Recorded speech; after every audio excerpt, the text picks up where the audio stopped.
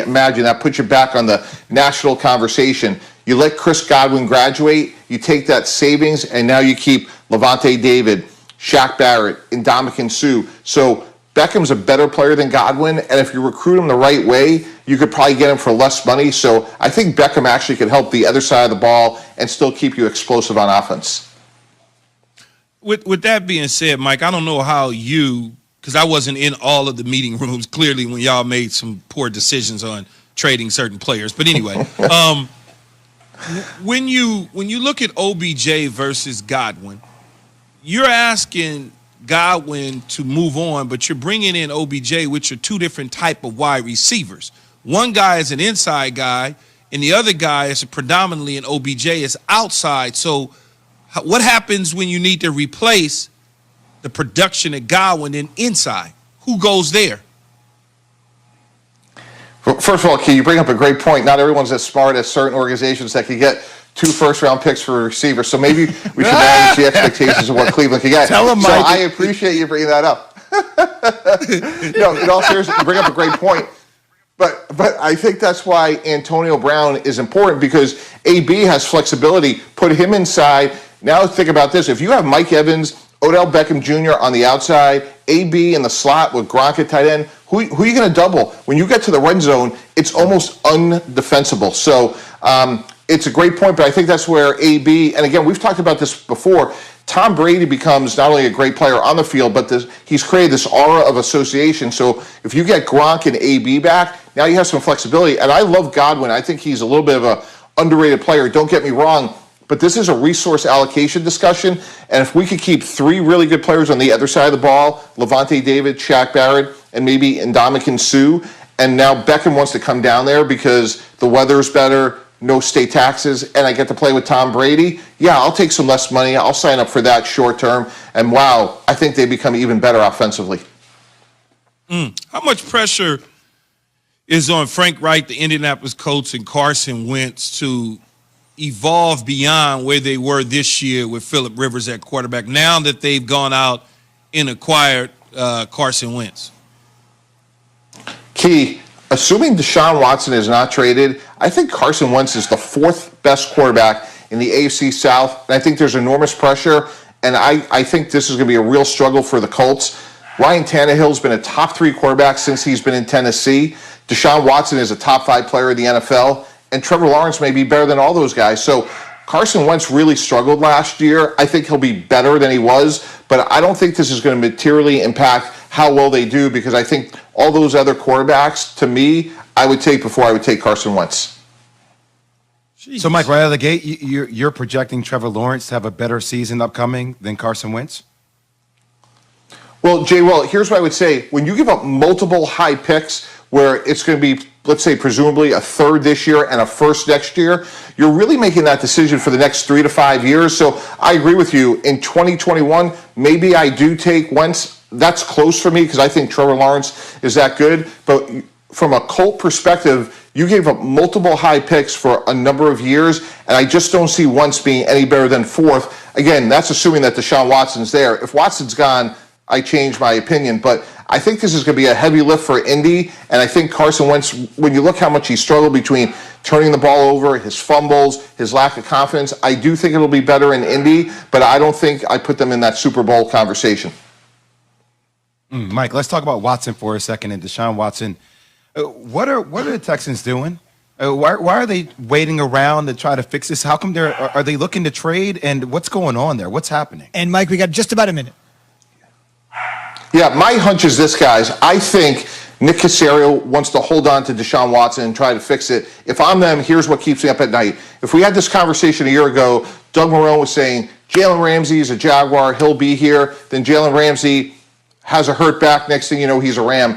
And what I'm concerned about for the Texans is if the draft comes and goes, and now Deshaun Watson doesn't show up and we're into September, and you're trying to establish David Culley, now it gets really tough because now you're not going to maximize his trade value. So I think you're making a good point, which is if either you're in and you're going to go through a whole lot of tough days and you're going to have to wait it out, which may take a year, or if you're going to trade him, Jay Will, do it right now, because right now is when you have the most teams interested, where in theory you get the most in return. Yep, sit at home and eat fried chicken, Jay, and come in with 6 weeks to go in the regular season to get my credit season and move on from there. It's always about the accrued season. You got to get the accrued season. What? They don't want to move me, right, Mike? Just stay at home. Stay at home and chill. I'll come in with 6 weeks to go. And that's the worst case scenario if you're the Houston Texans. And boy, they're doing a lot of soul searching now. They're saying today what's going to happen in September, and then try to make the best decision from there. Indeed, Mike, we got to run. Thanks very much. That would be.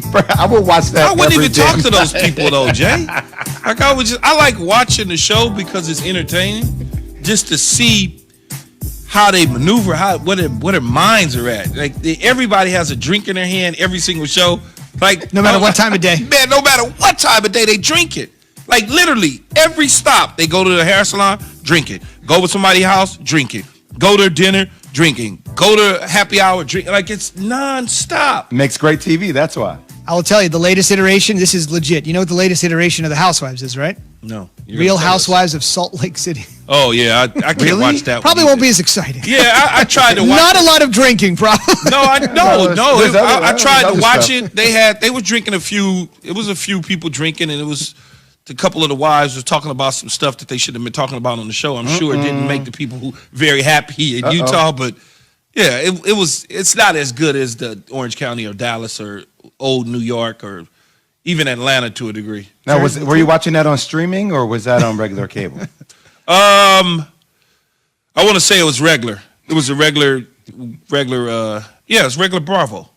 TV? I'm not going to stream the Housewives. Nah. Why? It's just on the Hulu. Because package, I'm same most thing. likely going to catch it while I'm sitting there scrolling through. I don't have a appointment, Jay. There's no appointment sitting there saying, I'm going to watch it at 6 need o'clock. to make an appointment. It's just there whenever you want it to be there. You scroll through the catalog. No, you I got the episode. I need to see it right when it comes on. I'm not going back watching it, dog. I'm good. Speaking of scrolling, let's scroll through the phone line here. We asked you but before the break, best case, worst case scenario for your favorite team. Best case, worst case. We're all fans. We're all fatalistic, right? Fan is short for fanatic. We're always thinking best case, worst case. Keyshawn, J. Will, Zubin, presented by Progressive Insurance. All guests on the Goodyear hotline. Let's go to Barry in Hampton, Virginia. Barry, best case, worst case for your favorite squad. Hey, lifetime Cowboy fan for over 50 years. I love Dak. I think he's good, not great. Like I said, I do want to keep him because, like you said, we don't have no other choices. But I think, too, if you go back and he's won one playoff game, but if you look at his overall record that we've seen against teams 500 or over, he's not all that great. I think one of the big reasons Jerry don't want to make the big deal, and I haven't heard too many people talk about this, and I just want to ask Key, and I'll take it off the air. I don't really see how you can sign him to a long-term deal coming back from an injury like this. Thank you, guys. Love y'all to death. I'll listen off there. Well, I don't think that has anything to do with it. I think when you look at it, they know from a medical standpoint, the medical staff, the trainers, they'll give the Cowboys the information that they need to make a determination and a decision on what his health is going to be like by the time they get to training camp. So I don't think that that's the holdup. I think the holdup was at the time what the salary cap would be. Now that they've kind of figured out that it's around $180 million, they can now put pen to paper and start to kind of, work the numbers and see where they come in at and where they fit on the long-term situation. Injury scared everybody, but I'm assuming he's coming back 100% and he won't miss a beat. Yeah, everything seems like it's on course from everything that I've read, Key, about what his progression has been like from a rehabilitation perspective. It's just you're calling a conundrum, right? Like, look at the market, and unless you're able to pull off a guy like Deshaun Watson, who, look, I can understand. I say that it makes you cringe because nobody wants to make that trade, but at the same time, that's only if you're not sure Dak's going to come back and be the Dak that we've known him to be the last couple of years. Absolutely, but that would happen like right now. They would be sitting there saying, well, he's several weeks behind. And that would now put your antennas up and have you saying, well, maybe we need to get rid of him and move him. And so